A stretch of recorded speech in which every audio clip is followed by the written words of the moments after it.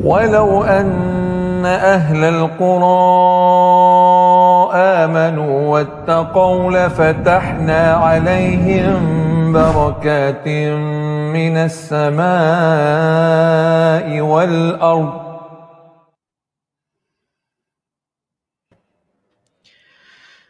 Bismillahirrahmanirrahim. Alhamdulillah wassalatu wassalamu ala Rasulillah wa ala alihi wa sahbihi wa man tabi'ahum bi ihsanin ila yaumiddin. Brothers and sisters, Assalamualaikum warahmatullahi wabarakatuh. Assalamualaikum warahmatullahi wabarakatuh. Waalaikumsalam.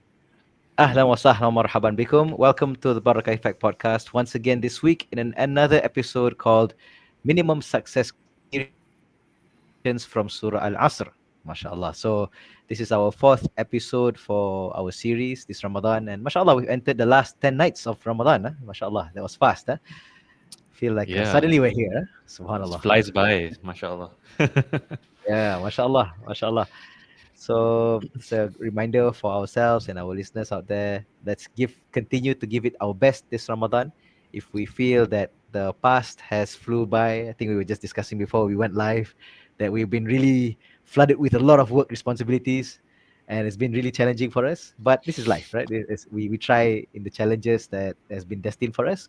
We strive our best to whatever time that Allah gives us, this risk that Allah gives us, we make the best from that, right? We deliver the ihsan within this, whatever that Allah has granted to us. So as the scholars used to say, if you lapse in the beginning, at least don't slack off in the ending of Ramadan. So this is our chance to get back on track. And as the Prophet ﷺ also said, that every night Allah Azza wa Jal frees some of his slaves from the hellfire.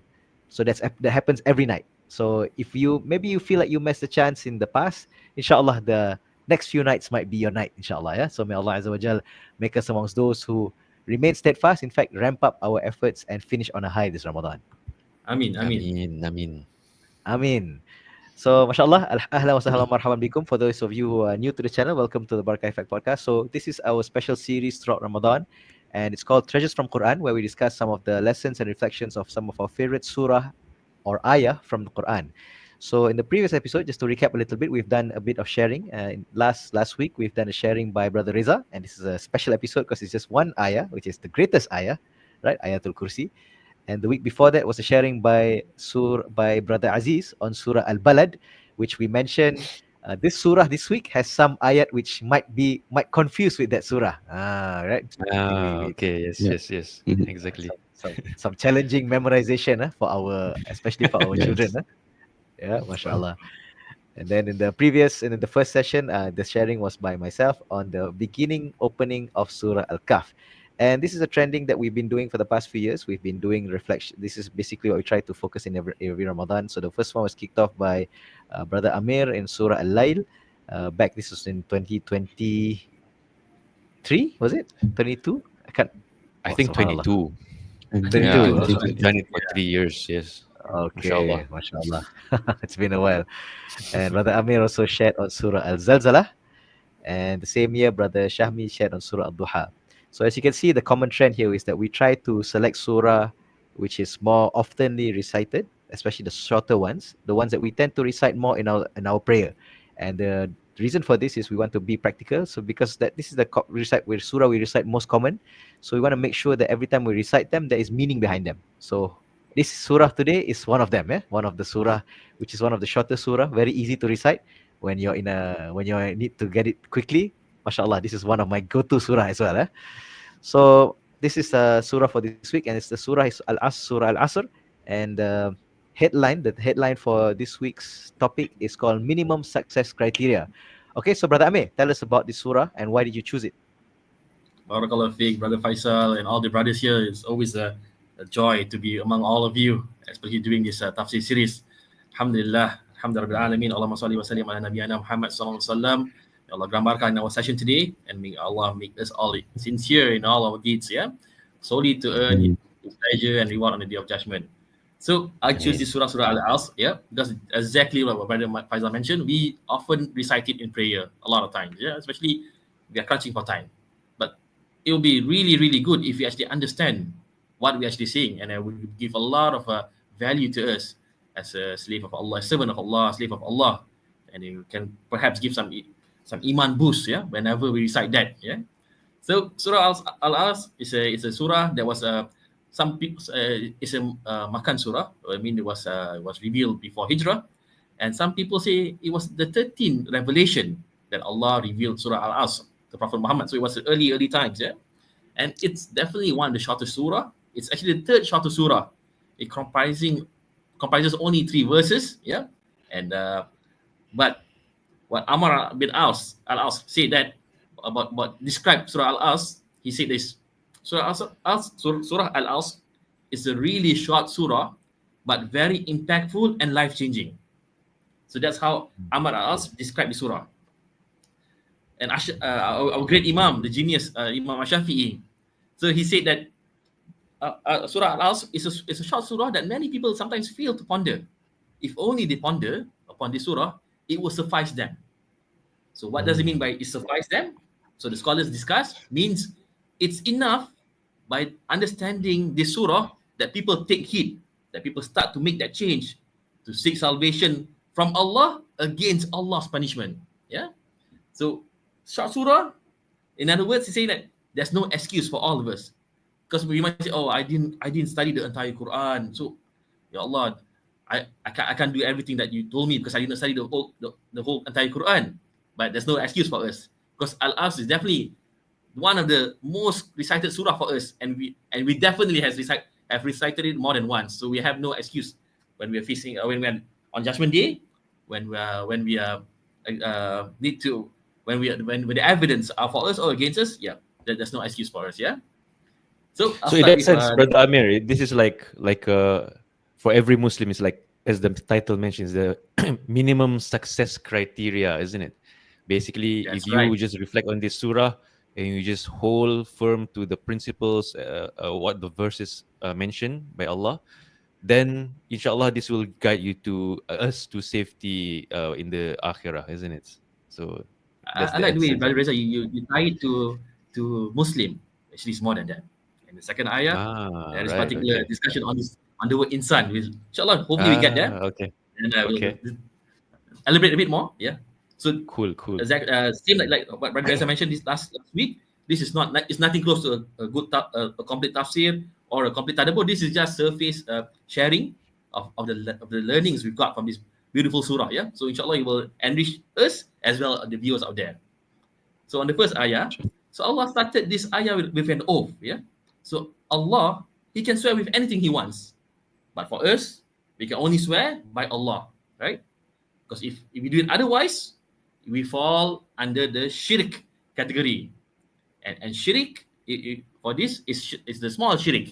Even though it's a small shirk, meaning we are still Muslim, we haven't come out from the fold of Islam, but the sin is graver, is more severe than a big sin. Meaning, if you make an oath by other than Allah, you actually at par in terms of the punishment, like someone who has committed robbery, more than someone who has committed robbery, someone who has perhaps performed acts of adultery, someone who has in obedience and rude to their parents. That's how severe if you make oath besides Allah, using Allah's name, yeah. And in Quran, there's a lot of oath, right? There's a lot of oath. And the scholars say, all the oath in the Quran, they must have three main things, yeah. They must have what they call it as a adawatul qasam, something that they use to make the oath, like. And the second component is muqsam bihi, which is what is the object Allah made to make that oath. And the most important thing is the muqsam alayh. What is Allah trying to draw our attention to? Yeah. And in this surah, we'll talk about that. So the object made as the tools, the word that is used for this oath is the word wow. Wal asr in the wow there in front. And muqsam bihi is the word asr. And muqsam alayh, we'll talk about that in the second ayah. So what is asr all about? Yeah. So scholars have a lot of opinion. So I'll bring two opinions. Yeah. First of all, asar in Ibn Kathir say that it talks about the prayer asar itself, or in the Quran sometimes they describe it as Salatul Wusta. So because during Asar prayer, that's about what? That's actually during rush hour, right? Where we are just finished work, and we are probably caught trying to avoid the traffic jam, because we want to reach home early, pick up our kids, get dinner, whatsoever. So we are always in a rush during that time. So that is when sometimes we lack the concentration, and we prioritize the dunya more than Allah. So that's the first meaning of Asr. The second meaning of That's Asr, that's correct, Amir. I just wanted to point out that fact. If you reflect on our lives, right, in our day-to-day lives, Asar is always the time when we're all at work. The meetings come in. Um, you have to come back from work in the rush hour. Whereas, like for example, in Subuh or Fajr or Isha, it's more calm, right? It's like it's a time for prayer. So that's why there's a reminder from Allah that we have to take care of the Asr prayer, because this is the time when we are busy with the dunya, as you said. Yes, so uh, quite an interesting reflection there, mashallah. yeah, and also usually the blood pressure levels go a bit higher, especially if Yeah, you're yeah. driving on the road. Mashallah. The second opinion is that Asr here refers to the time itself, the time of Asr. Yeah, because on Judgment Day, when Allah asks, "How long have you lived in this world?" All of us will say, maybe about a day or part of the day. And the day, we know. When does the day finishes? The day finishes the moment we enter Maghrib. That's when the day finishes, right? So Asar here is telling we are approaching the end of the day, means the end of our life. So in other words, Allah saying, pick up. That's an urgency here, people, because we are at Asar time and Maghrib is coming in soon. And in the ancient Arabic practice, the Arab traders, yeah, if they want to close a deal, they want to close the deal before Maghrib. So in Asr time they are busy doing it, simply because if they're late and Maghrib comes, that's where the danger is, because you don't know, in the dark looms all the thief and the robbers, the looters. So they are always in a rush in Asr to pack their stuff and make their way back home, so they can avoid traveling at night in the dark where the danger is. So Allah chose the best word, Asar, to reflect that sense of urgency that we need to take to save us from harm. Yeah. Hmm. And Sorry, when if I may add, I dropped my go ahead, go connection ahead. just now. You made a good point about this Asr prayer, this Surah Al-Baqarah, where Allah says, "Hafidhu ala salawati was salatil wusta." Guard the prayer, especially that Salat al-Wusta, right? So according to this opinion, al-Wusta is referring to the Asr prayer. And I think it's interesting to reflect in our day-to-day life, as you said, this is the time where it's most busy. So normally in our other parts of our prayers, like Dhuhr is normally coincides with lunch break, right? Most of the time. So okay, you can pray during that time. But Asar, you have to go out of your way and pray. So that it requires Yeah. additional commitment. And so for us to prove our iman means we have to actually put aside and prioritize this thing, and then go back to whatever is our next in line in priorities. Right? So it's interesting to reflect like that. That's something that you have to put extra effort. So especially if you want to pray early and on time, because as Amir said, this is when normally the peak work happens, right? So yeah, this is the challenge for a lot of us today. Yeah, usually And then in office terms, sometimes they use this word close of business. You gotta submit this before COB, before close of business. Yes. That's when everything goes out. Deadline for yeah, everything. yeah, that's right. And also the as Amir said, because the significance of, because the word time in Arabic, there's other words that you can use to describe time, right? Dahar is also the word for time. Dal ha ra, right? Dahar. But Allah used asr to signify something that is very limited, right? The context. That's right. Yeah, that's right. Yeah. And when back to the components of faith, of oath just now, right? There's a muqsam bihi, what the object for making the oath, and the muqsam alayh, what Allah is trying to draw attention to. And there's always a linear connection, right? Linear in all, like wadduha walayli iza saja, and after that it's also about something very connected to the oath that Allah made. Same for this case. Allah made an oath on time to emphasize that human beings is in a great loss. Indeed, human being is surely in a great loss. What is Allah trying to say is like, failure to manage time, you're actually plunging yourself in ultimate failure. So that's the theme. Yeah. And history has attested to this. Time has witnessed great, strong, capable people becoming greatest losers.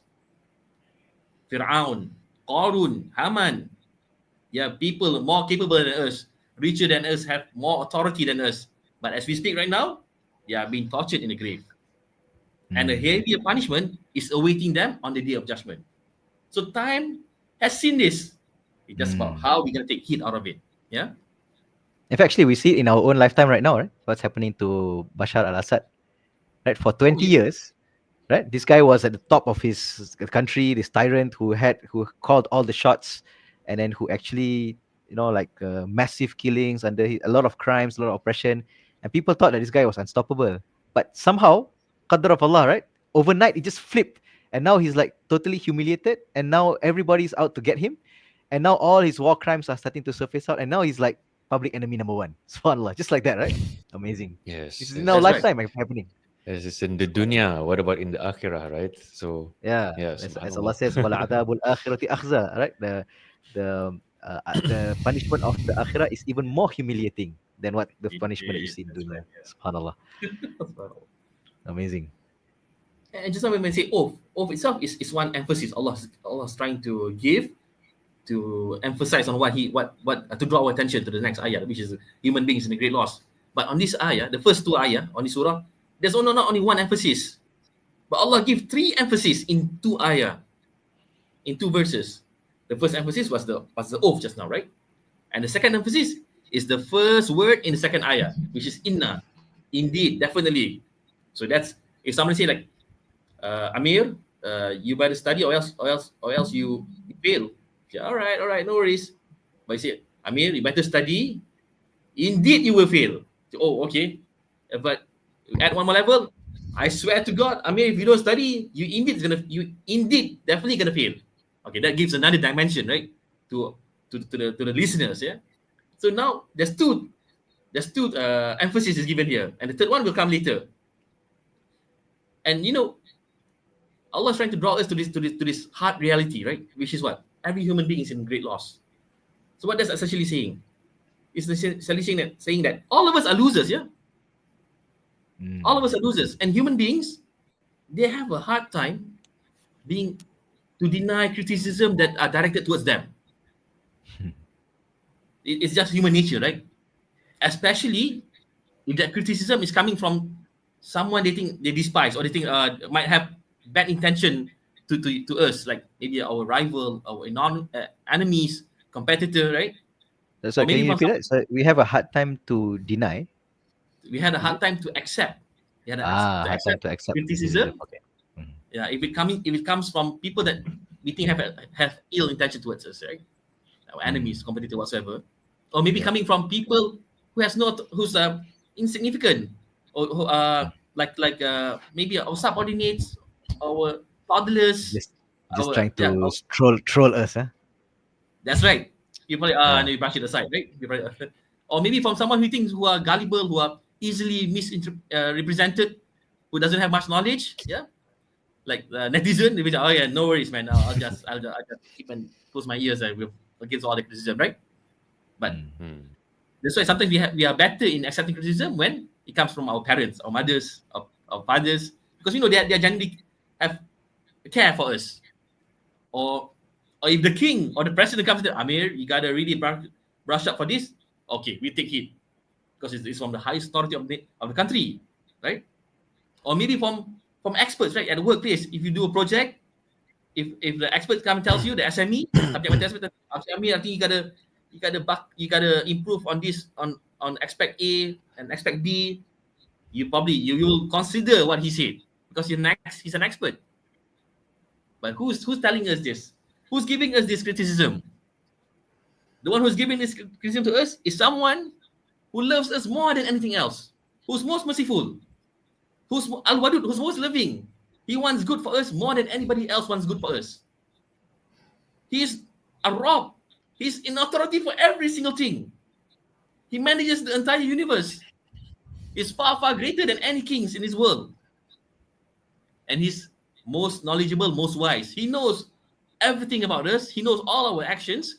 He knows what we have done and what we will do. He knows, and that is Allah, and He is giving us that criticism. He's giving us that positive, that feedback for us to react. Yeah. So if Allah gives us a criticism, it's foolish if we push it, if we brush it aside. Yeah, it's foolish. And after that, after the word inna, Allah used the word insan, right? Innal insan. Yeah. So back to Reza's point just now. So insan is about, it's all humankind. It's intelligence, all humankind. So if someone say is addressing the word insan, it's like it's addressing the entire humankind. Yeah. But what Allah does in this surah, Allah adds alif lam in front of insan, becomes al insan. So the difference in that is like this. The first one was about Allah addressing the entire humankind. If you have al insan, it's like Allah addressing the entire humankind individually. So I think you say when you say entire mankind, you're referring to Anas, right? Anas. Because insan is an individual. Al insan refers to every individual. Anas refers to all mankind, right? That's what you mean, right? So Anas generally refers to the whole population of mankind. Al insan is individual, all the individuals of human beings. Yes. Right? I think that's okay. Yeah, all the individual of the entire humankind. So it's like this, like for instance, yeah, imagine when we are back in school, the teachers stormed into our class. Our class was so noisy. So the discipline teacher came in and stormed to the class and say, all of you here are in trouble. All of you here are in trouble. You're probably gonna say, yeah, Faisal, Reza, Aziz, you guys are in trouble. See what you did? You really, big time. You're messing up the teacher big time. Yeah, you're gonna see that. Amir's not gonna say Amir did something wrong. Amir say the other person is responsible for this. Yeah, but if the discipline teacher storm into the class, say, Amir, Faisal, Reza, Aziz, Shami, you 5 guys are in deep trouble right now. Then okay, I'm in trouble.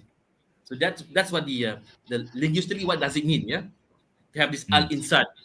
As opposed to saying like, oh, the whole class is in trouble. If you say the whole class, then you're like, probably not me, good. You know, sometimes that it couldn't be we me. tend to have that. Yeah, we have that bias, right? That's that psychology. Yeah, probably right. them, but I'm probably the exception. But when you put it in this way, it's like, no, every single one of you. Yes, every single one of us is being addressed that you will be in a great loss. Okay, and insan also means from another angle is forgetfulness, which is the nature of all human beings. We are always forgetful, right? As much as we enjoy iftar during Ramadan, I don't think any one of us can remember in detail what did we eat last week. Or maybe last 2 days we can remember how much food I put on the plate, the portion. No, probably we forget, yeah. So that's why human beings, in a way, we always in need of reminders. And the way that the Sharia is set up is there's always daily reminders from the 5 daily Salah, from annual Ramadan. So there's a lot of, from the call of Azan, there's always a system that reminds us. So much so, the Sahabat uses this surah as a constant reminder with one another every time they depart from a gathering. Yeah.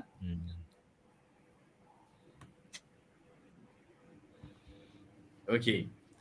And then after that, I mentioned earlier that there's 3 But emphasis given. since you mentioned Okay, that, I was expecting that to be in the beginning or the end. But yeah, it's a good point that you said. Because I used to wonder also why people used to say, okay, kita akhiri majlis dengan tasbih kifarah dan surah Al-Asr. You know, like we end our gathering by reciting tasbih kafarah, the kafarah, subhanakallahumma bihamdik, wa nashhadu an la ilaha illa anta, right? That's the one. And surah Al-Asr, I used to wonder why people say this. So it turns out that this is not a practice of Rasulullah SAW. It's not a sunnah of marfu', that means Rasulullah teach it, but the companions used to practice this. So it's just their practice. So it's not an innovation. It's just that something that, because the surah is so important to them, so they would recite it as a reminder to every gathering, so that this gathering is not something that is a waste of time, just to remind themselves. Because this ayah is talking about the waste, right? We are losers, right? So when they finish their gatherings, whatever, you know, they might hang out after iftar, hang out at a coffee shop or whatever, right? So they recite this to remind us, oh, this gathering, should remind after at the end of this gathering, this should not be something that's result in that loss. So we should a gathering that elevates us from this loss. Like And a reminders. sense of reminding themselves, right? Like, don't forget, we're gonna leave, but don't forget this thing, isn't it? Yeah, correct. That's correct. right. Yeah. And the reality of reminders is when someone gives reminder is never the status quo that the person who's giving reminder is of a higher level than the person who's receiving it. It can be from anyone, and most of the time, those reminders we already knew them. Doesn't mean that when you give a reminder to someone, you think that person is ignorant or stupid. Because most of the time, even when I'm receiving a reminder, oh yeah, that's true. How can I forget that?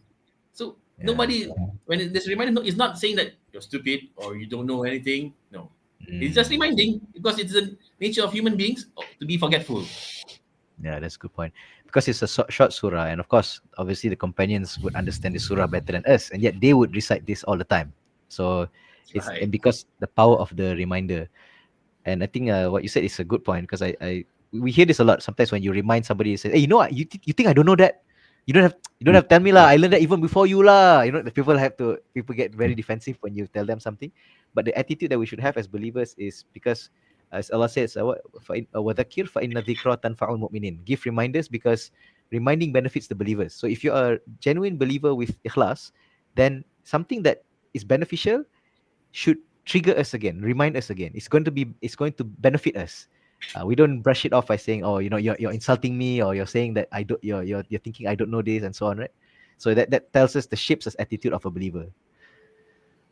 MashaAllah, that's right. Yes, the attitude of the believer, really open and always willing and open to take nasihat, to take reminders, advice. Just now I did mention that this surah has three emphases, right? Three, or tawkid, the word for Arabic for that. When the first one was about the oath, second is the word inna, and third is the word la in the lafi. That la it's an emphasis, means surely, lafi khus, surely in loss. Okay. So three times, three emphasizing of this matter. That's right. Three emphasize in verse number In 2 or in from the starting. From this, I think it's from the start, isn't it? From the start. Yeah, From the from the start. start, From the that's right. oath. Yes. From the start. Yes, the oath is one, right? And inna and la, right? that's right. Yeah. So actually, I remember listening to a tafsir about this. Actually, this ayah, if this ayah is just al-insan fi khusr, that ayah is complete already. Yes. Yeah. Indeed, that's right. You add inna and you add la, this is like 2 times nailing the message, right? In fact, you compare the previous ayah, it's 3 times already. Subhanallah, that's right. Subhanallah. And you know, they say It's like, you being. Yeah, go ahead, Aziz. yeah, it's like when you for if someone who is not well versed in Arabic, they wouldn't know, right? If we don't Yeah, remind, yeah, because when you see inna is tawkid is emphasis, and if we don't learn the Arabic, we thought that la is like for the, because la is so many functions for la, right? But for this particular ayah, it is for the tawkid. Tawkid is like you very more than that. You already say that indeed, and you said it indeed again. It's like That's right. it's like, meaning that you in the really need slang, to like, process. in the same word, you say for sure, definitely, I kid you not, man. Like something like that. Like. Yeah, It's wrong grammar, wrong English, but yeah, sometimes people use that kind of slang, right? I remember there was a lesson on this surah by Ustaz Sharif. Remember Ustaz Sharif? For those who don't know, maybe we interviewed Ustaz Sharif back in season 2. Ustaz Sharif gave a talk about this surah once, and he says the analogy is like how you use bold, underline, and exclamation mark and red text. It's like 3 times. So you want to give a memo, but you give like your big font, red color, exclamation mark, and then the message is like, guys, every single one of us is in trouble. That's what the surah is saying, right? And then it's interesting. And then there's a side remark also, because in Arabic, right, if you look, especially the Quran, the original Mus'haf Arabic, it was revealed, they don't have exclamation marks, they don't have comma, they don't have full stop. So this is the way that the Arabic linguistic is built in to put on this emphasis, right? It doesn't have the underlines, the bolds, the italics, the exclamation marks, but these words are the one that paint that picture. Yeah. Yeah, mashallah. That's right. Yeah. And what what Amazing. Allah is trying to tell us, the danger is to be that people will be in great loss.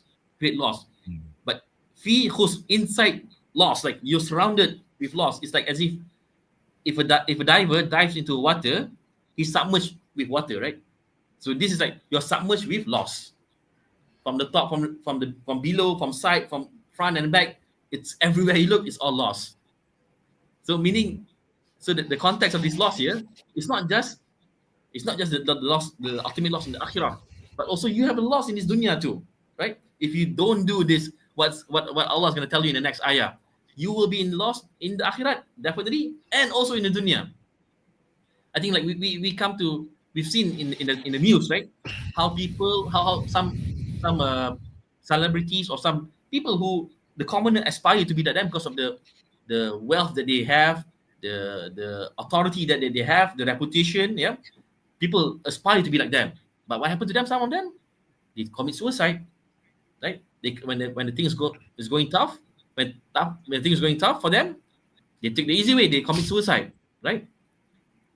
Because Yeah. why they do that? Even though like they had everything, right? They have everything that all the commoner wish for, but still they do such heinous act.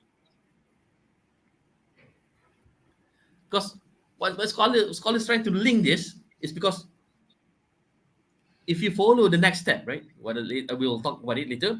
You essentially will have this term called the sweetness of iman. Yeah.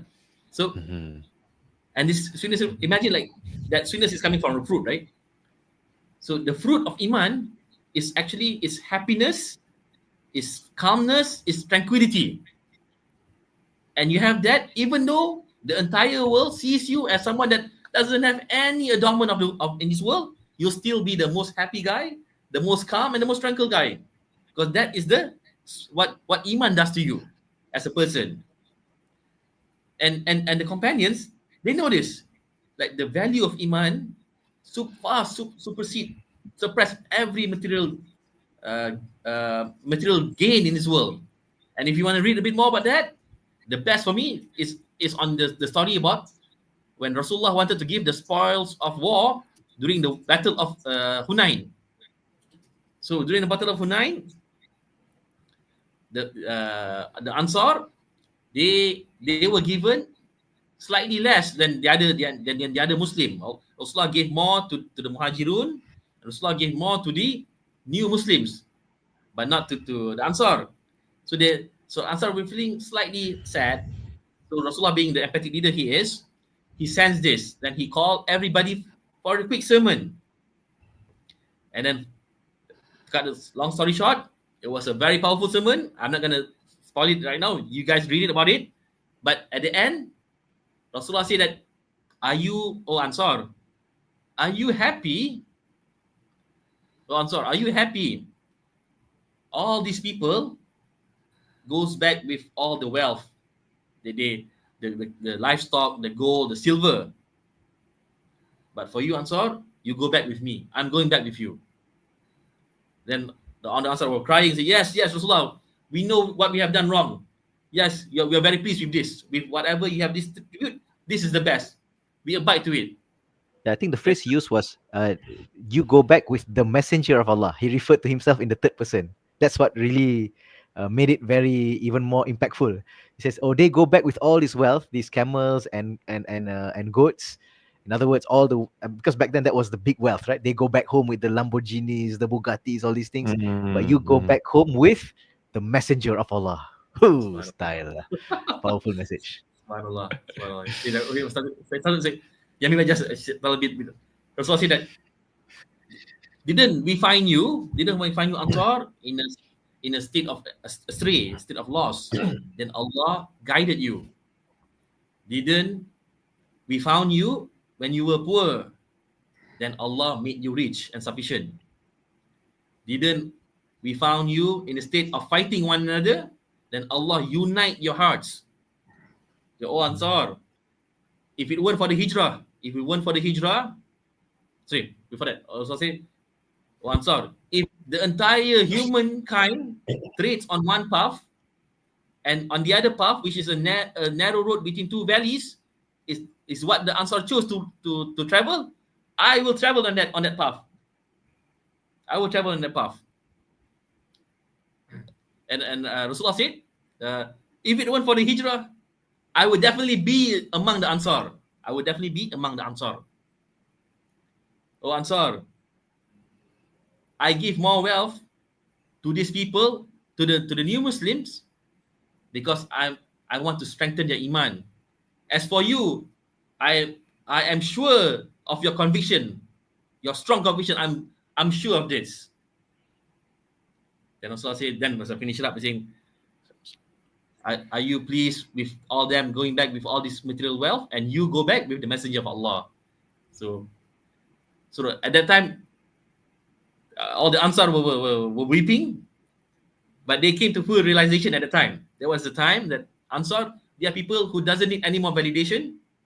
We know that they have validated their iman. They love Allah and His Prophet more than anything else.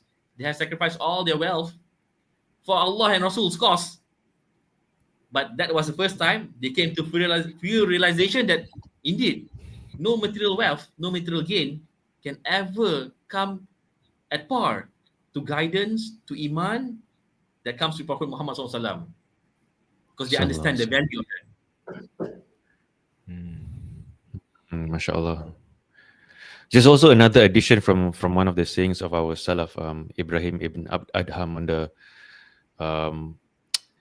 he said, if the kings and their sons knew what we experience of pleasure and happiness in Islam, meaning the sweetness of Iman, they would fight for us with their swords with it. So in that sense, when you look at the people who had material wealth in that time and the ones who were seeking knowledge, perhaps there is a disparity in wealth. But what they mention here is that if they knew what they were feeling in their hearts of peace and contentment from the sweetness of Iman, then that all those material wealth of this dunya will not matter, and they will fight them for it, So something to think about as well on the sweetness of Iman.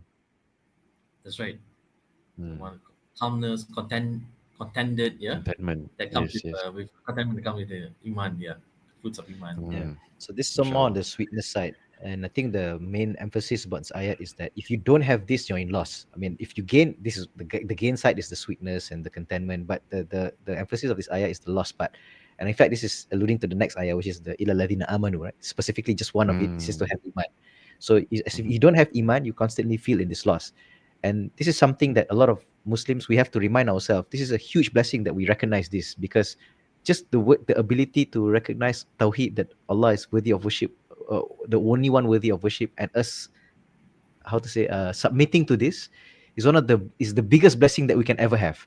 And in fact, those who don't have this, they will always feel like their life is lacking something, because Allah created us with this innate recognition, this fitrah, to worship Him alone. And if you don't have that, you'll feel very, very straight in your life. This is what Allah says in Surah Taha, وَمَنْ أَعْرَضَ عَنْ ذِكْرِي فَإِنَّ لَهُ مَعِيشَةً ضَنْكَ. Whoever turns away from my remembrance, then for him it's a very miserable life, tight life, tight, constrained life. In some translations, it even says depressed, actually, difficult life.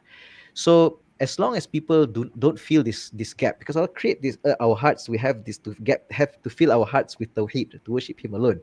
And if we don't feel this gap, so a lot of mankind will try to fill this gap with a lot of different things. They will try to find games, enjoyment, pleasures of whether it's food, traveling, whatever it is, music. They'll try their best, but they will always feel empty inside because they did not feel this. And for us Muslims, we should be very grateful to Allah that we recognize this.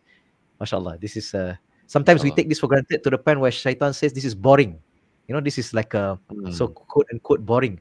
But boring, MashaAllah, you can lie down with a conscience. MashaAllah, this is something that the disbelievers don't have, actually. Right? So this is exactly. And we have to realize that if we don't have this, we will be in loss. Right? So we have to really, really appreciate and hold on to this. Indeed, that's right.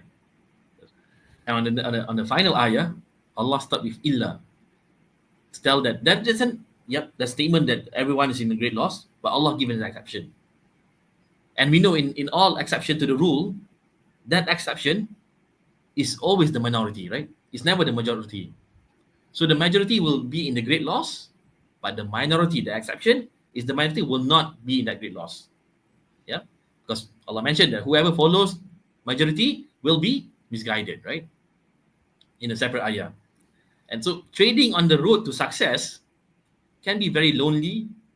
It can be uphill, a lot of challenge, and full of obstacles. Yeah, it's not an easy journey.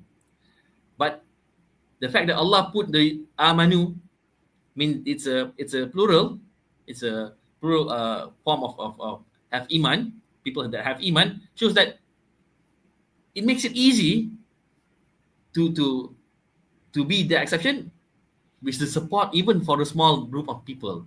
And we know we have experienced that when we do ibadah in the form of jama'ah, it's much easier. Just like Ramadan.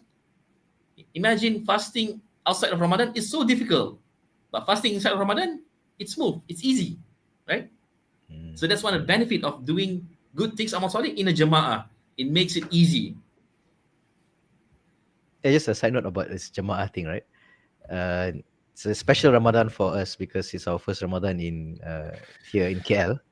So we go out and then, mashallah, it's the first time that my son pray 20 rak'ah, follow the imam. MashaAllah. And then I think it's also his first time that he witnessed other kids also pray in Tarawih, you know.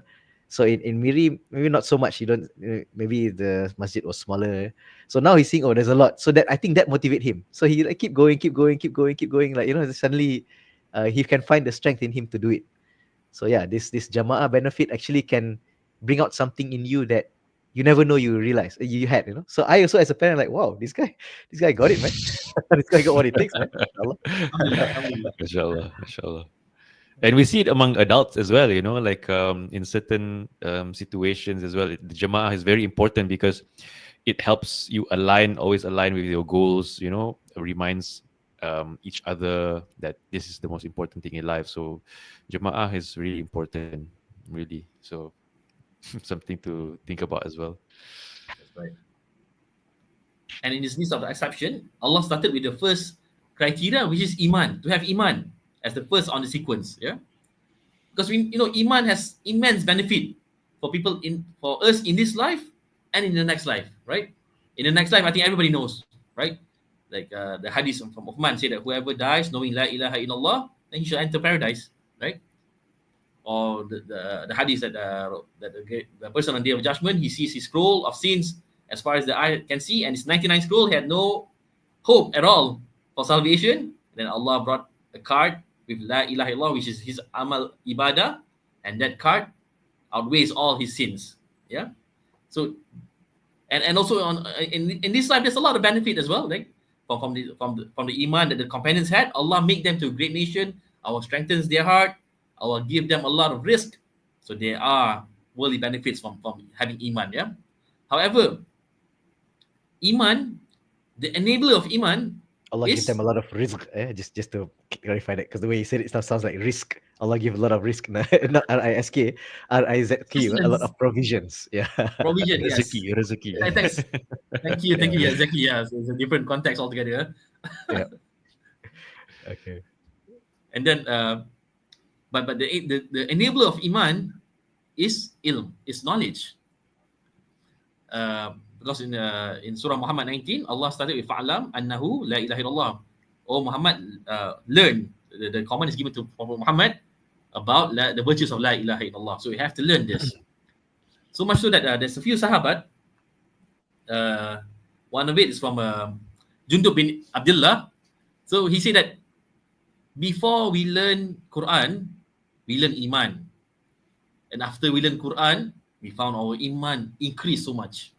Yeah. So there is a starting step, and that's to learn. Even Muaz bin Jabal, when he was giving his halakah, he said, "Hey, you stop, come sit with me. Let's recharge to learn, to recharge your iman." So knowledge is vital for you to develop, because end of the day, your conviction, whatever conviction you have, is based on the knowledge that you acquire, the analysis that you've done. right? How do you know for sure gravity goes down? Things goes down due to being pulled by gravity. How do you know that? It's because of knowledge, right? Because the experiment you've done in the lab during in high school, in secondary school, you saw it, you understand it, you have full analysis of it, your full conviction. When I say there's no gravity in Earth, you say, oh yeah, okay, sometimes something is wrong with you. Yeah. So conviction comes from knowledge. Yeah. Then the next thing is amal. Illa ladina amanu wa amilu salihah. So to do good deeds. And good deeds has so many degrees, so many levels, so many varieties. And when we talk about minimum success criteria, we are focusing on the fardu and the wajibats, yeah, that you gotta do first. And there's no harm in a person who only focuses on wajib, because you can still get, and that's the way to get Allah's love. If someone, I'll say, Allah's love is acquired the most when you're doing all those mandatory deeds. Yeah. And but if you're truthful to it, yeah, if you're truthful to it, meaning you only, if someone, Rasulullah once told about what a Muslim must do mandatory every day, and a Badui guy came in, he said, I will only do this, Rasulullah. Can I get paradise? The Rasul said, yeah, you can get paradise if you're truthful, if you're committed, determined to do it only, yeah, and you don't lack, you don't skip it, yeah, you're committed to it. And but for us, we can improve. We go to the path of improvement, of growth. So we started with the fardu and the wajib, but we grow to do more things which are sunnat, and then we can further grow by making things which are harus into sunnat, into something that gives us benefit. Yeah. So there is a process that we need to go for us to improve, and the more we improve on each element, the higher we'll get on the success ladder. Yeah. But most importantly, when you talk about doing good deeds, it has to fulfill two criteria. It has to fulfill two criteria. Number one, you're doing it solely to, number one, the most utmost intention doing it is you want Allah's reward on the day of judgment. That's what you call by ikhlas. And the second condition is you do it as how the Prophet does it. That's called itiba to the Prophet Sunnah. Right? So you fulfill these two conditions, then Allah will accept your deeds, and you stand a chance to be rewarded in the next life and in this life. And when you say following the Prophet's footstep, it has to do with some elements, like you do it as how the Prophet do it, based on the time based on the place that Rasulullah told you. For instance, if you're going to do Hajj, it has to be in Mecca. You cannot do Hajj in Gunung Jerai or in Kuala Lumpur. It doesn't work that way, right? Second, you do it based on the time that Rasulullah tell you to do it. Like you pay your zakat fitri, must be before Shawwal, the first day of Shawwal, before the prayer of Eid, and you start paying it. Some scholars say you start paying zakat in this month of Ramadan, the first day. There's a difference of opinion to that, but the time is also needs to follow what Rasulullah has stipulated in the Sharia, and then the method, how to do it. For instance, if you pray, you cannot do sujud before rukuk in a particular rakaat. You have to follow the correct sequence as how Rasulullah has showed to us, and also you have to follow the quantity of it. So, for instance, Zuhur is 4 rakaat. You can say, I love Allah, I'm going to do 5 rakaat today. It doesn't work. And the type of the ibadah. So, for instance, Rasulullah said, if you want to do akikah, he has to sacrifice a certain type of animal. You cannot say, I want to do akikah of a chicken. It also doesn't work that way. So, and all this, the enabler for all this is back again to knowledge. And if you look, the first two criteria that in this surah, which is first to have iman, second to have amal, right? Amal salih. The third and the fourth is to advise on truth and to advise on sabr. The third and the fourth, advice on truth, and advice on sabar. This is essentially is amalan, is deeds, it's good deeds, right? Yeah, it's a subset. Yes, but why? Why did he have a subset? Why Allah make special mention of this of of giving advice to truth and giving advice in patience? Because So this there are is two. There are two. Wait. perhaps I can try and preempt before you answer.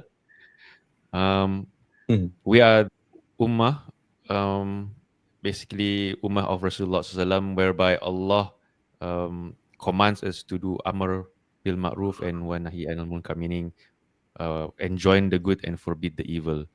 And this is why Allah mentions also in another ayah, not sure, I can't recall what the surah is. Allah mentioned kuntum khayra ummatin ukhrijat linnas ta'muruna bil ma'ruf wa tanhauna 'anil munkar.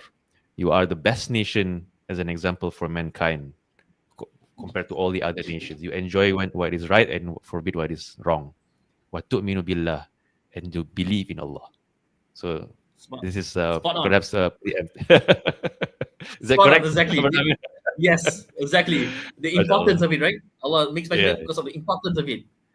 And another reason as well is because sometimes there's a lack of focus to it, and we also find that lack to do amal ma'ruf nahi munkar in the society, in the ummah right now. So that's why Allah, and Allah also know it's difficult. So Allah put a special mention to this.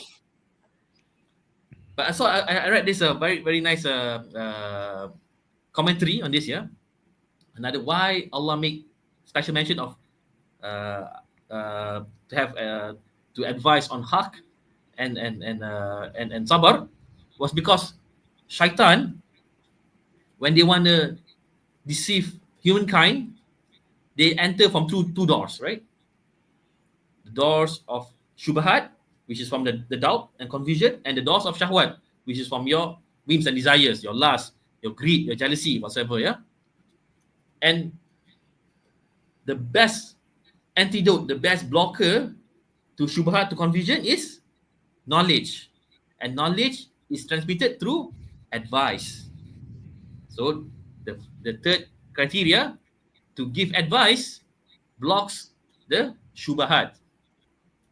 And the second dose of shaitan is shahwat. And the best blocker to shahwat is patience. Patience is the best blocker to shahwat.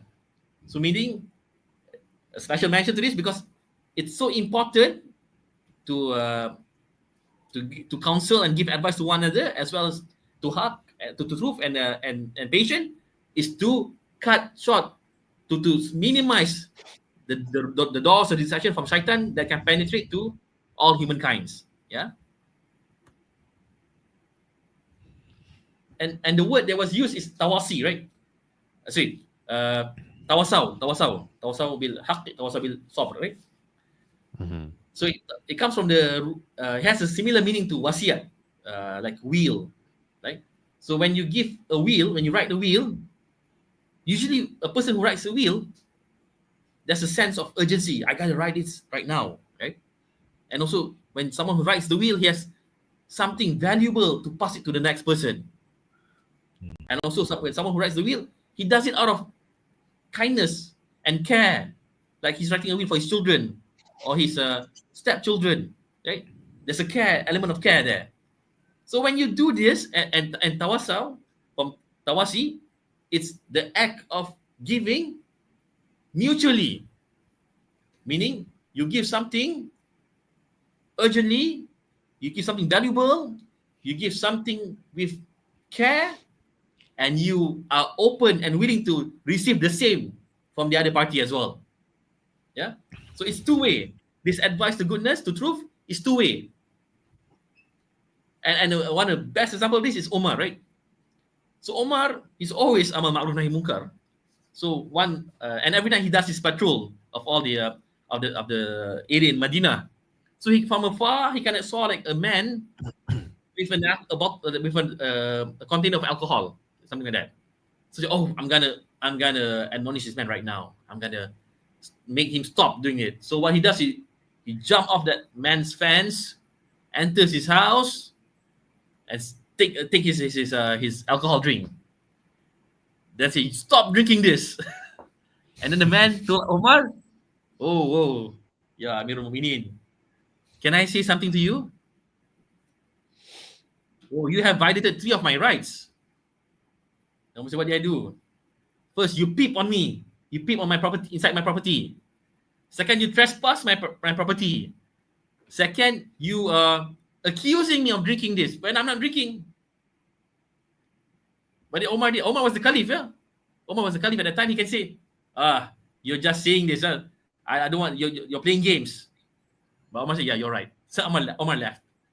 Omar left. And then sometime later, in Omar's halakah, that man came. That man came and told Omar, Amirul Mu'minin, you know that day, did you tell anyone else about what happened on that day? Then Omar said, no, I never tell anyone. You know what? Since that day, I stopped drinking. So what does it tell you? Was Omar right that the man was drinking in the first place? Yeah. Yeah. Mhm. He was right. The man was drinking. Yep. Yeah. But then Omar acted on his advice. So a drunken person, his status is lower than a knowledgeable person, much more lower compared to a sahabat or a ruler like Omar, right? But Omar take heed of his advice and left, and that made a better outcome for both of them. The man actually changed for the better as well. MashaAllah.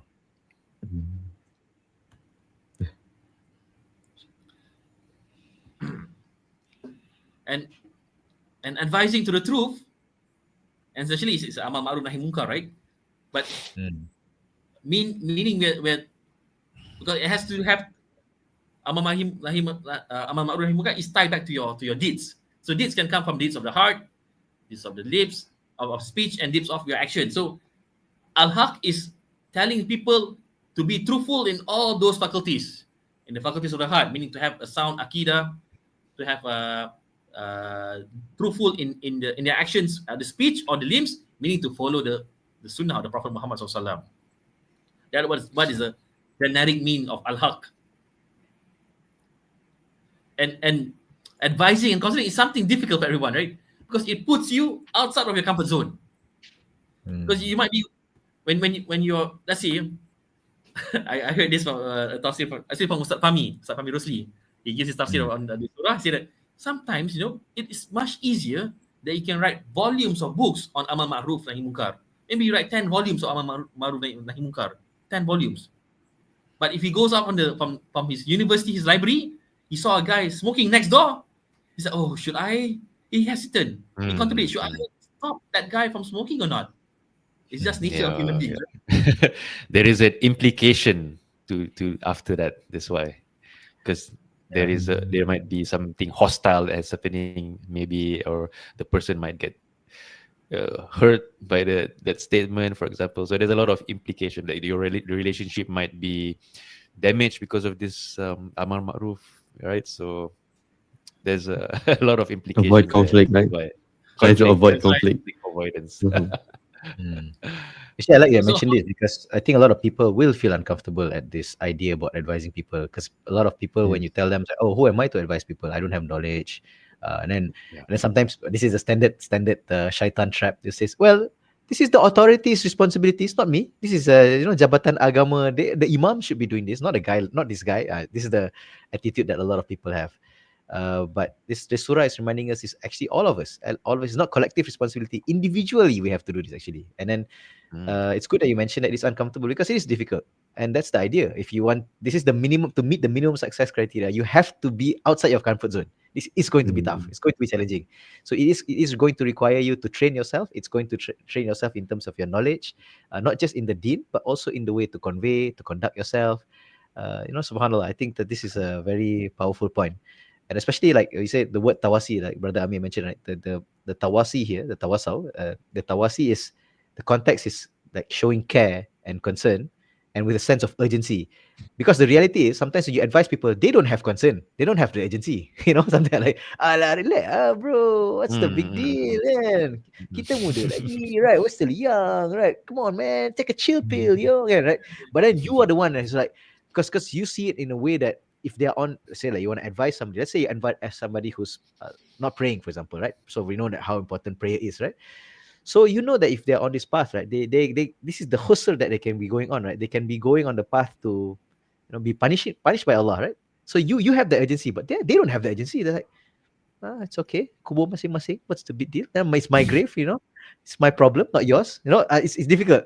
So Yeah. in those moments, you want to create that sense of compassion. Oh, it's so difficult, man. This guy, you don't want your problem, lah, whatever, lah. It's They more will say, tempting just to do mind your that. own business. Yeah. Yeah, That's mind right. your own business. So it's tempting for you to just say, right, you know what? If you don't care, I shouldn't care, lah. Whatever, lah. If you want so much to go to, wherever you Whatever want to go, then that's your problem. It's very easy for us to do that. But Allah says, no, no, no, no, no. That is the easy way for you. You don't take the easy way out. Right? This is That's the right. the hard choice you have to make as believers. This is life, huh? It's tough, right? That's right. That's right. That's why the reward is khairul ummah, right? It's not easy. What it means is you're gonna be better than the advance of nation, the most rich of nation, the most sophisticated of nation. If you do this, you're better than all of them. So it's Subhanallah. doing all this. Being top of the economically in technology and investment, it's not easy. Same goes on Maghrib and it's not easy. So that's why it's difficult. And if somebody have that doubt that I'm not that good, like why should I advise him? I myself can do this and that. Then the Sahabat once mentioned that if really everybody needs, say, I think Tabi'in said, if really someone who you need to be 100% pure, free of sins for you to start giving advice to others, then nobody is qualified to give any advice. Nobody in this world is ever qualified to give any advice. Inshallah. Actually, I like the example that you gave of Omar when he wanted to reproach the man who was about to drink, right? When holding the alcohol. Because this when you look at the story as a whole, this shows you that even the intention of advising somebody, even if in the end you learn something from it, right? Oh yeah, you're right lah. You those 3 points, you're correct. But actually, he got what he wanted to achieve, actually, which was to prevent the guy from drinking, right? In the end. That's So right. sometimes, at least if you have the ownership, the responsibility to stand up to actually try to prevent somebody from doing harm or evil, mashallah, that's already a good start, just to be present, good enough. Like that's a start already. Most people are like probably don't care, they're like, brush off or give excuse, but just to show up. So this is a good lesson, actually. And also like maybe the sunnah also tells us like maybe steps to ease that discomfort, right, in doing this amar ma'ruf nahi munkar advising and counseling. You can start with you can prioritize, right? You can prioritize like you prioritize telling things which are more important, like tawheed, and people to have tawheed, people to fulfill their 5 daily prayers, people to fulfill all the things in rukun iman, rukun Islam, right? Before they go to more complicated debate, reputation, things like this, goes to something more clear cut, which is easier for you to give a reminder on. And also it also include like it's urgent when you see like if someone who's doing acts that kufur akbar, acts that might nullify that person's Islam, or acts that might put that person at risk of his life and health, right? Like taking drugs, you definitely need, the urgency is definitely more for you to intervene, And also maybe you can start with intervening, giving advice, counsel, and intervene to your family members and your close friends first before you actually venture into the public sphere. Yep, that's another easy step. Another one as well is if you find maybe I'm gonna have a lot of repercussion if I do counseling on these particular things about a person, maybe I shouldn't do it with my actions. Maybe I should do it with my speech, and speech in terms of your writing as well as your oral speech. And if it's still harmful to me, then at least with your heart, right? At least you admonish that deed, that particular bad habit or sin with your heart. But so there are stages. You can build your competency. You don't have to be the expert da'i on day one. Build that competency, and you need knowledge to back it up. And one of the best on the topic on this is subjects on usul da'wah. It tells you like how the da'i needs to react in terms of the content, in terms of who are you engaging with. Back again, common theme, knowledge. Same goes to giving advice. needs knowledge to that. MashaAllah. And the last fourth criteria is sabr. Be sabr. Sorry, just a side note on this also about bil haq, right? There's eloquence about the Arabic language. The letter ba actually has a few implications behind it. So I think we'll just stick with two lah to simplify it. So b, it can mean to something and with something. So for example, when we start the Bismillah, right, means with the name of Allah, right? With the name of Allah. So in that use for this one, bil haq means you advise with truth. So just now, I mean, translation was advice to truth, right? The da'wah here. But the first meaning behind it, if you use the word be, like Bismillah, means you advise with truth. That means the way you advise people must be truthful. Truthfully, that means you advise truthfully, right? And the reason we're saying this is because sometimes there are methods in da'wah, people use deception, right? But maybe they use a fabricated hadith, but they know to advise people. They use false made up stories or to bring people. They have good intention, right? They're trying to bring them closer to Quran, because in fact when you read the history about how hadith were fabricated, there were many reasons why, political reasons and so on, but one of the reasons, interestingly, were a group of people who wanted to bring people closer to Quran. So they fabricated hadith just to talk about the magnificence of certain surah, so that people will abandon learning hadith and focus learning on Quran. It's good intention, right? But it's not bil haq. It's not with truth.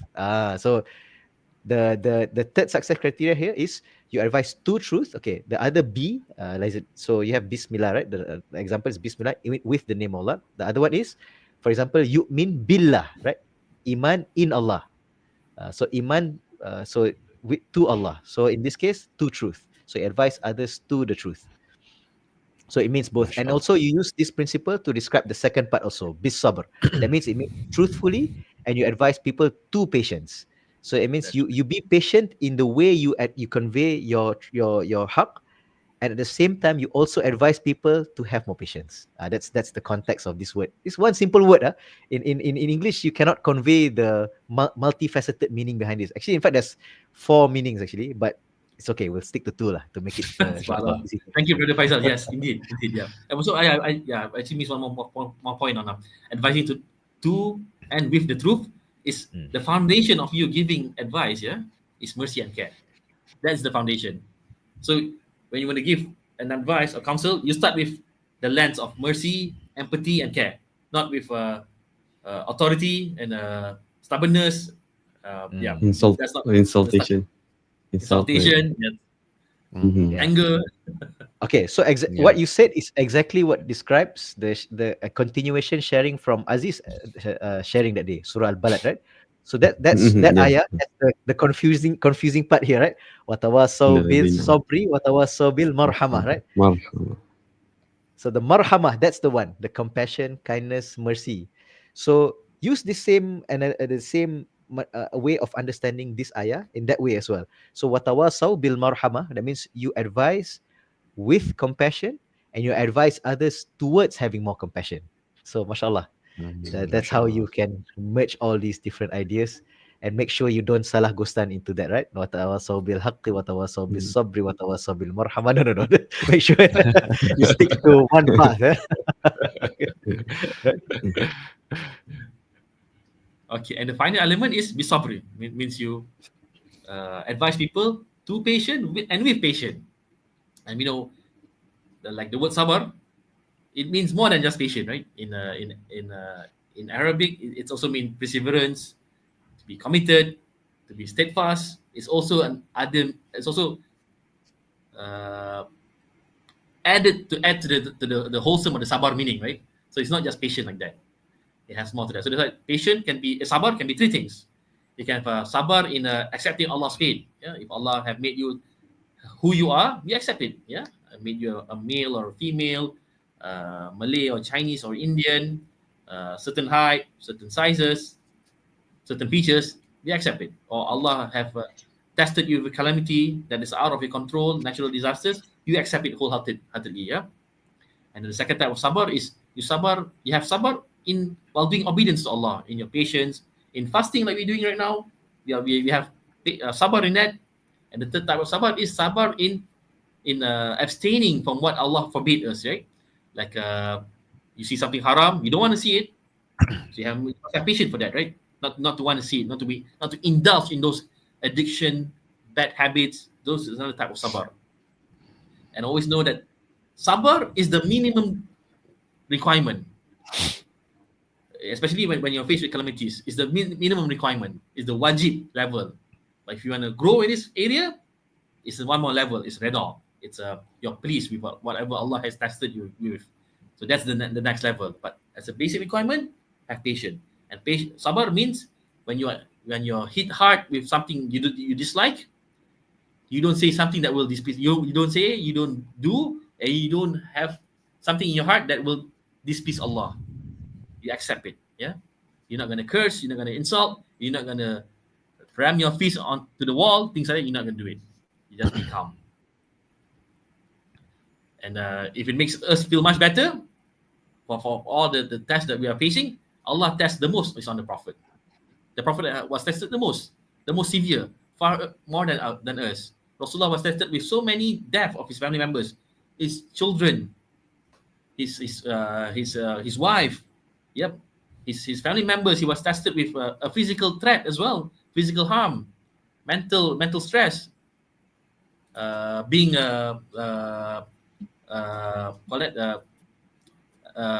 isolated.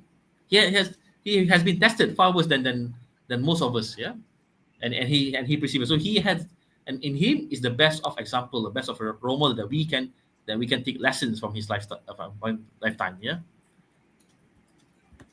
Okay. Any things to add before I go to the conclusion? It's worth noting that it's not a once-off. This should be, basically, this should be our life habit of advising one another to truth with truth, to patience with patience, and include also Surah Al-Balad, right? To compassion and with compassion. And this focus here about watawasaw bis sabr reminds us that advising is not easy at all. It's very, very difficult. You will have people who will ignore you. They will have people who criticize you. They will make fun of you. This is the reality that the prophets went through. And then it's very easy for us to just give up, right? So then Allah, this ayah reminds us, because it's 4, right? These are the 4 things that to avoid the failure criteria here. And actually, it's interesting to note, right? If you avoid failure, as in you save yourself from Jahannam, because the real khusr is losing on the day of judgment, right? That's the true khusr, right? Of course, by virtue of you saving yourself from that khusr means you go to Jannah, right? You know what I mean? Like, that's the consequence. Right? So technically, for you to avoid hellfire, it's the same for you to go to Jannah. But Allah puts this emphasis here, but to say that it's not for you to succeed, it's for you to avoid failure. Even though it's the same thing, right? It's like saying two sides of a coin. But saying that if you fail to uphold this watawasaw bil haqq watawasaw bis sabr, you're actually a loser. Oh, okay, very, very tough statement there, right? So yeah, I think should remind us, because it's not easy. Like Amir said, and in fact in the Quran, Allah said, it reminds us, like the stories of the prophets, right? It's the family members sometimes that are the most difficult. Some of us, we feel like, oh, but sometimes I hear this, people ask these questions during conferences and Q&A sessions. People say, oh, my father is like this, my mother is like this, my wife is like this, my husband is like this. People always, talk it as if it's their family problem. This is the sunnatullah. All of us will have this challenge, right? So and then the idea is, this surah reminds us, don't give up. Just keep trying. Allah knows this is difficult for you, and Allah will reward your patience. Allah will reward you to keep trying. And then it takes time. It's not something that will happen overnight. In fact, the result is not on you. It's just the effort on you, right? Some people, they give tarbiyah again and again and again and again. It doesn't work. And what's the evidence for this? It's one man known as Abu Talib. Huh? Okay. I was thinking about Prophet Noah, but yeah. Abu Talib. Prophet Noah. Okay, but Abu Talib is one. And Prophet Noah also one more, right? But Abu Talib's, because we know a lot of details about his life, right? How he supported, how he loved Rasulullah. He's like a father figure to Rasulullah since his childhood to his adulthood, right? And he's supporting Islam more than us. Actually, if you think about it, Abu Talib support Islam more than me and you, actually. Subhanallah, right? The things that he does, right? But he died as a disbeliever, subhanallah. So even the Rasulullah many times tell him, still cannot tell. So how about you and me, right? So sometimes it's like that. So sometimes, inshallah, you keep on giving the advice, and inshallah, towards the end of their life, they will change. Some of our teachers also say that. So I think it's a reminder for us that the surah is like, keep on trying. Don't give up so easily on people, right? There's always that it's all about effort. This is our life slogan, to prevent failure. to prevent loss. Yep. So if I just conclude, yeah. So Yep. so this surah tells you about redefining your success criteria by avoiding failure. That what Brother Faisal mentioned, right?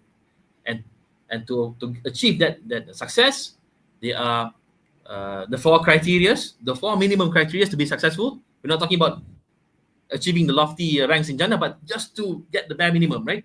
The bare minimum. And all these four elements are relatable and complement one another. You cannot I do number 1 and number 4, maybe number 2 and 3. I'll skip that. No, you have to do 1 and 2 and 3 and 4. It's not an or, it's an and for all 4 elements. Yeah. A little electrical engineering reference there. It's not an OR gate, it's an AND gate. That's right. So geeky, man. Okay. And then we have to take advantage of our life, right? We have to take advantage of our life based on the time that we have in this life. Because you know what? On the day of judgment, when we stand in front of Allah, and Allah showed the hellfire, mankind on that day will say this: "Oh Allah, take the entire gold, take my wife and the entire gold in this world, and take the entire human population, put them in the hellfire and save me, put me in paradise." But in this life, Allah is not asking you to sacrifice all your money. Allah is not telling you to sacrifice all the people in this life, right? Allah is just telling you to sacrifice some of your time, a bit of your wealth. And that time and wealth is from Allah itself. Allah give it to you in the first place, right?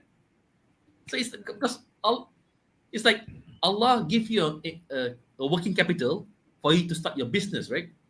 And then you invest the money well, and you produce some products and some services.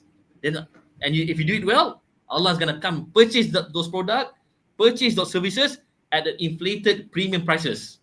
So that's what Allah mean by Istarallah minal mu'minin, sorry. Istarallah minal mu'minin.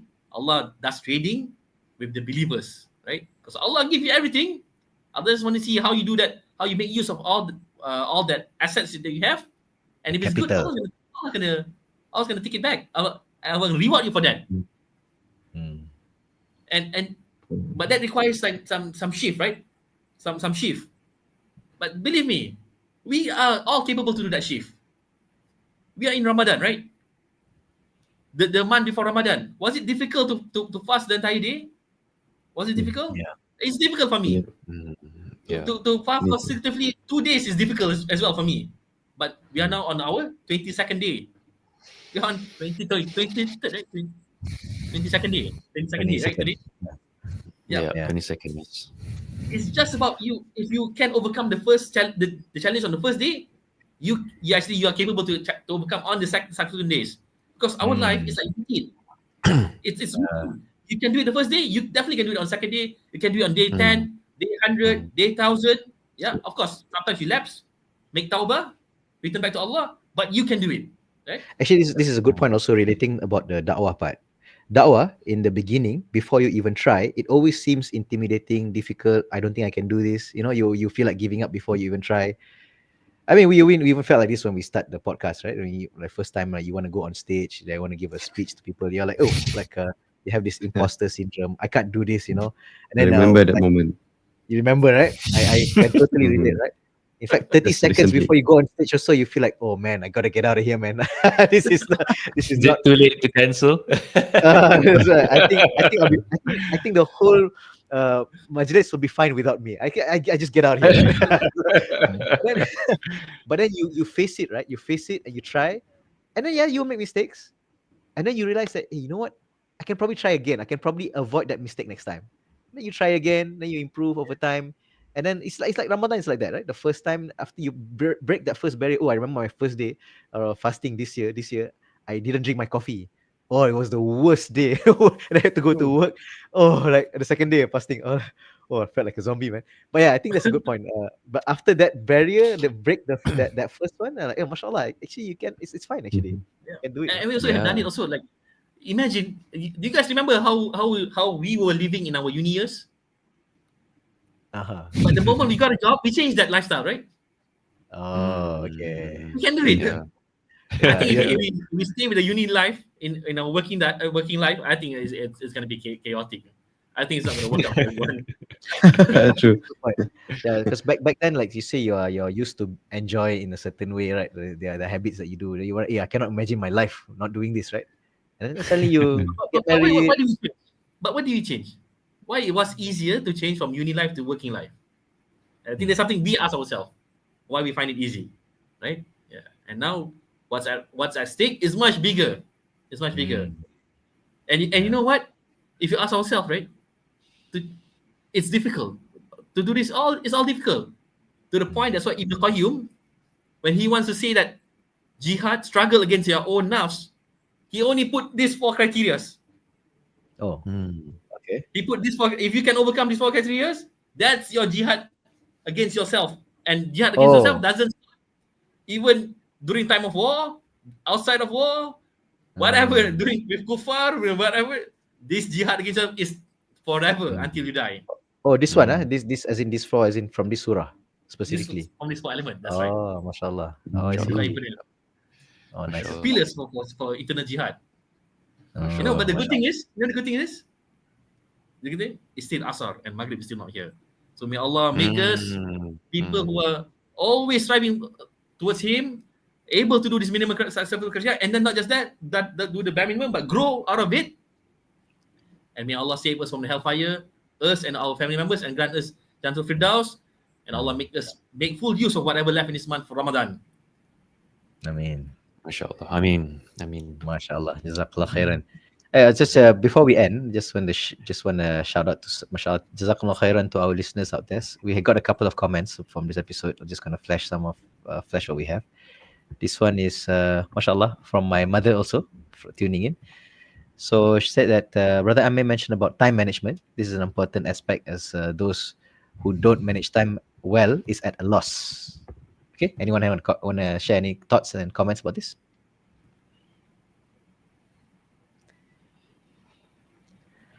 I think I've seen those quite a lot. It's, So it's maybe indeed true as well. Another aspect of it. Time is basically, if you don't manage time well, then even in any aspect of your life, our work, in our deen, if time is not managed well, then you're not going to be on top of things, right? So inshallah. Barakallah feek. Very good reminder. We did remember listening to a tafsir once about this word Al-Asr. It's also derived from the same words as the word for juice in Arabic, Juice. What's the word? What's the word for juice? Asir, right? Ain, Sad, Ya, Ra, Asir. Right? Same root word. It's to symbolically describe something that's squeezed out, right? So if you have juicers at home, we have this cold press juicer. It really just like this one small fruits can got that much liquid in there. You're so surprised. So You only can juice out, you cannot juice in. You only juice out. Correct. What is out, you cannot put it in back, right? So Yeah, that's it. It's one way. Amazing. Mashallah, very good. Yeah, so that's the analogy of it. Time is like that. It's very, very squeezed, very, very little. And so it's a good reminder that actually time is the only capital that you have, if you think about it. Right? You earn money through investing your time towards the effort to gain the money and other things as well. So that's why scholars like Ibn Qayyim, there's one quote, super powerful quote. He said that wasting time is worse than death because death separates you from this world, but wasting time separates you from Allah. Woo! Powerful stuff, man. But yes, this is a super important aspect of our life to manage our time. It's very good discussion point. This is how we need to get our barakah back. And this surah is a reminder that don't waste this capital that Allah has given you, because you'll never get it back. Money you lose, you can get back, right? Time you lose, gone, right? Subhanallah. Okay. So anything else, Aziz or Riza? Yeah, I just wanted to summarize what Amir was presenting today. Oh, for that particular question. Oh, okay. Yeah, for the question. Yeah. All right. No, nothing for me. Yeah. Okay. Just a quick one. There's another one from listener called Yexme. He said, I like this format since the speaker appears to be facing the watcher. Watcher as in the listener, I guess, as if the speaker is talking, but it's understandable with the format with all the people in the room. Okay, mashallah. That's good. Mashallah. Okay, thank you. Jazakallah khairan for that feedback. This is a good question by the same user as well. What's the speaker's view on tarbiyah sentap? Hmm. Tarbiyah. Firstly, I think we need to define what tarbiyah sentap means. This is perhaps shaking people to make them snap out of their whatever state they're in. Is that something to that can be I described think as Aziz knows. this I word? think Aziz has shared about this, right? Once we talked about this once. Uh, I'm not quite remember, but the definition that Reza give is, yeah, I think that's quite good, quite good definition, because when we there's some people want to give tarbiyah that will, I think, make people snap and like, oh, and make them then I shocked. think, Trigger them. Yeah, shock therapy, yeah, right? trigger Trigger. them. But Yeah. sometimes I think there are some of the advisor, they go overboard, that seems like sometimes we feel like it's insulting, right? I don't know Correct. Correct. how's the view on this, but we follow Rasulullah SAW and the Sahabah, how they do the tarbiyah, right? Just like what Correct. Amir shared just now about Omar, how he give Yeah. nasihah. I think he can do tarbiyah suntab at that time, I think, but he choose not to. You know But Omar, I right? think yeah. That's true. But I Yeah. think tarbiyah sentap here, there's a negative connotation about it in our day and age. Perhaps it comes with a license to insult, for example, in some instances. But essentially, we think about tarbiyah sentap like shocking people out of their um, illusion or whatever state they're in. This is essentially the da'wah of Rasulullah SAW and his Sahaba. They'll use impactful words, not becoming overboard in their advice, but um, advising with truth and advising in a matter of urgency, that it becomes also a tarbiyah sentap in that sense, but not something that becomes overboard sometimes that you see in society. So this is also, there's a wisdom to it as well. I would say that needs to be implemented when you do tarbiyah. Essentially, tarbiyah should always be something that shakes a person It's out of suntap. Yes, something, yes. right? Yeah, But that's the you don't objective try of tarbiyah. you don't try too hard to suntap people. Yeah, If you get correct. what I mean. Yeah. Yeah, So the I objective think is this not to is sentapkan other people lah. Yes. That's a good one. yeah, Mhm. exactly, Yeah. exactly.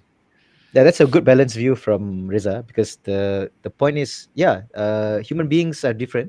Sometimes what's effective for us, if you give the, how to say, feel good reminders, it might not be so impactful, but sometimes you give something that shocks them outside of their comfort zone, then they start to change. In fact, actually, this surah is one of has some aspect of this shock factors, right?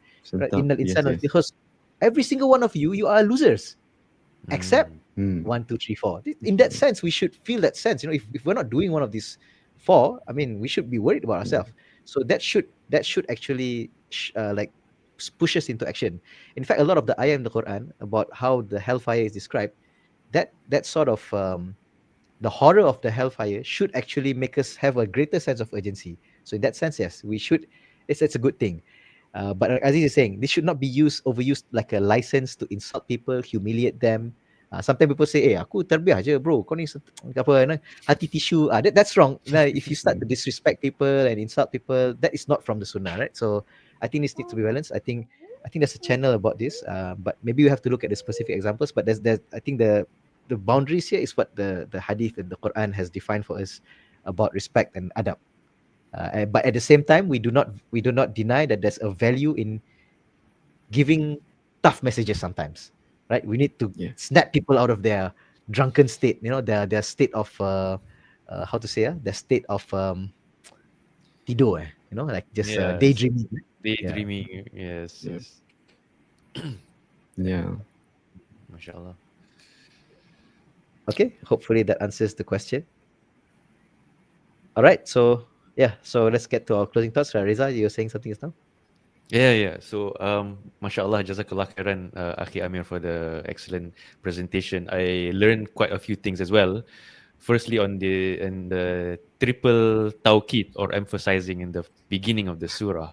I knew that in the beginning was, well, us, there was, this is one of the emphasizing, but I didn't really realize on the second ayah that there was more emphasizing there. So mashallah, and that shows the importance of this surah, right? Essentially a very short surah that we usually always recite this in our sunnah prayers to as one of the surah that we recite. And it's important to reflect on it because it's something very important. Also, it highlighted in this discussion or sharing that there's a lot of beauty in the Arabic language.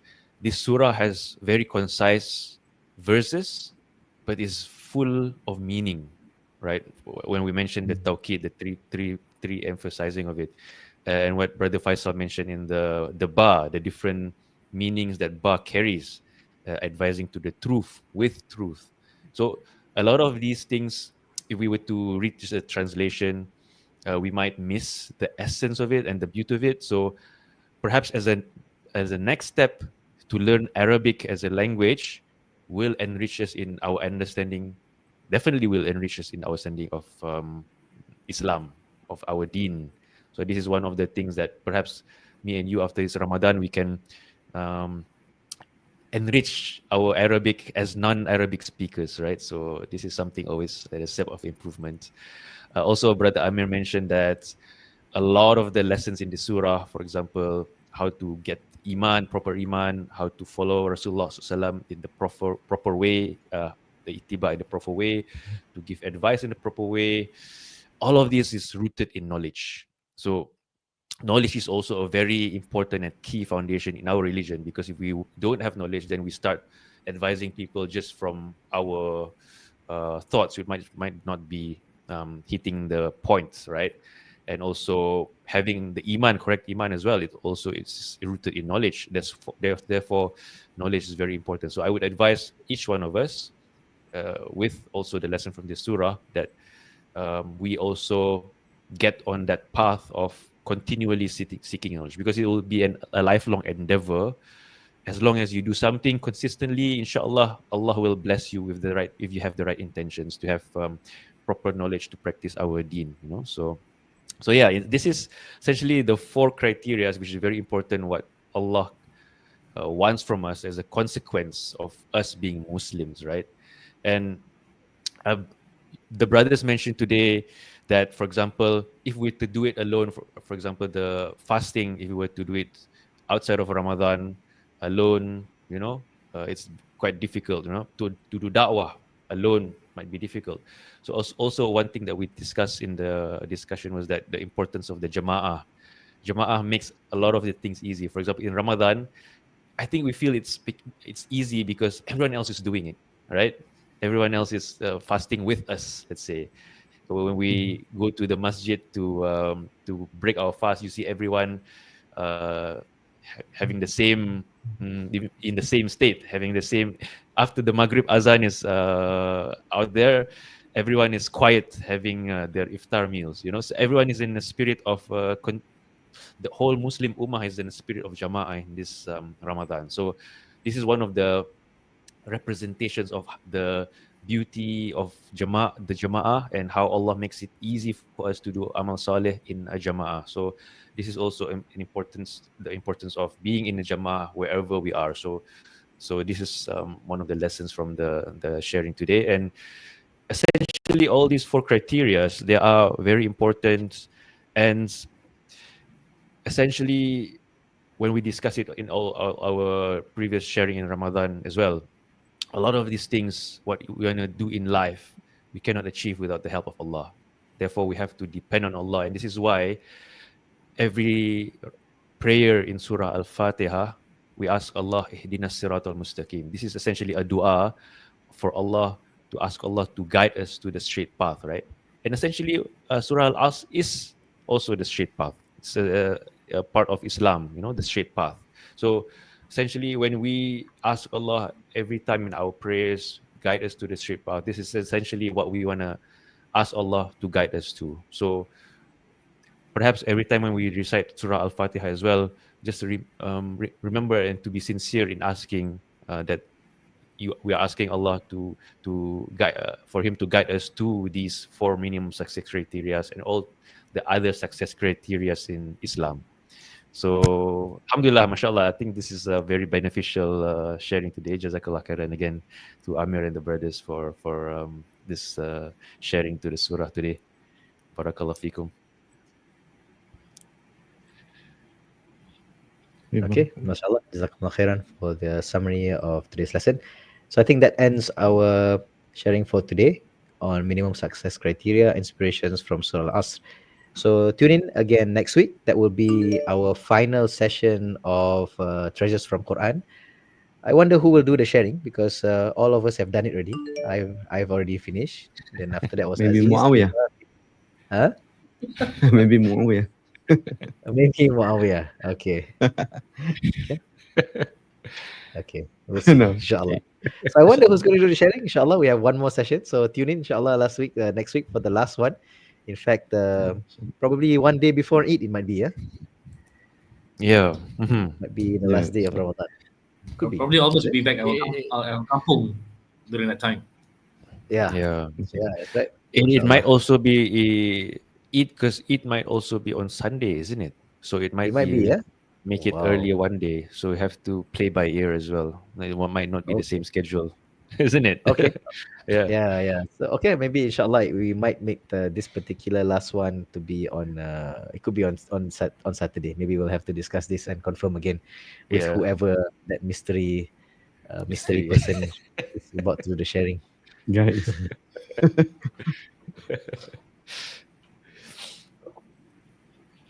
Okay, all right. Thank you very much to our listeners and to our brothers here. We'll see you next week, inshallah. Subhanakallahumma bihamdik wa nashhadu an la ilaha illa anta wa nastaghfiruka wa natubu ilaik. Let's also, as we just learned in the session, let's also end this surah. And let's also end this gathering and the recitation of Surah Al-Asr. Bismillahirrahmanirrahim. Wal asr innal insana lafi khusr illa alladhina amanu wa amilus salihati wa tawassaw bil haqqi wa tawassaw bis sabr. Okay, see you next week, inshallah. Assalamualaikum warahmatullahi wabarakatuh. Waalaikumsalam. Waalaikumsalam warahmatullahi wabarakatuh.